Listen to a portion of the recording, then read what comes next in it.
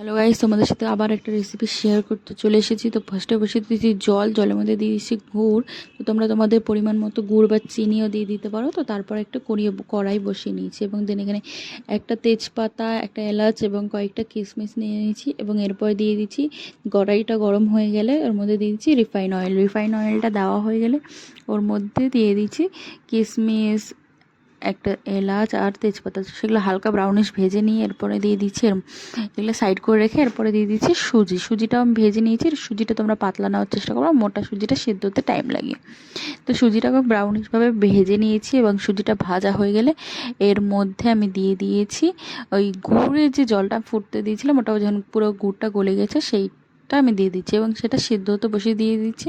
এবং সিদ্ধ হয়ে গেলে তোমরা এটা চেক করে নেবে তোমাদের মিষ্টির অনুযায়ী, আর যদি চিনি লাগে একটু দিয়ে দিবে বা গুড় লাগে একটু দিয়ে দিবে, তখন কাপড় দিয়ে দিতে পারো, কোনো প্রবলেম হবে না। তো দিয়ে তোমরা মিষ্টি মতো দেখবে, তারপরে একটু সিদ্ধ হতে ভালো করে যখন পুরোটা ভালো করে সিদ্ধ হয়ে যাবে, তো তার উপর দিয়ে দেবে তোমরা একটু দুধ।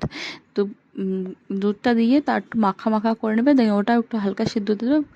দুধের পরিমাণটা মিডিয়াম রাখবে, বেশি দেবে না। তো আমি একটু কমই দিয়ে দিয়েছি যেহেতু আমার গুড়ের মিষ্টিটা একটু বেশি ছিল।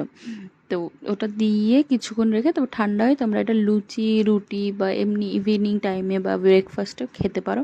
দেন এটা খুব সুস্বাদু হয়, এটা অনেকটা পরিমাণে খেলে পেটও ভরে যাবে। দেন এখানে আমার যখন এখানে বাষ্পরা উঠছিলো আমার ক্যামেরার সামনে এরকম হওয়াতে আমার ভিডিওটা একটু এরকম যেহেতু অ্যাডজাস্ট করে নিও। তো দেখা হচ্ছে তোমাদের সাথে নিউ কোনো রেসিপির সাথে। তো দেখতে এটা এমন হয়েছে, তোমাদেরটাও এমনই হবে। এটা ব্রাউনিশ, বেশি ডার্ক করবে না, দেখতে খেতে একটু কেমন খারাপ হয়ে যাবে। তো দেখা হচ্ছে তোমাদের সাথে নিউ কোনো রেসিপির সাথে। Tata, bye bye, good night.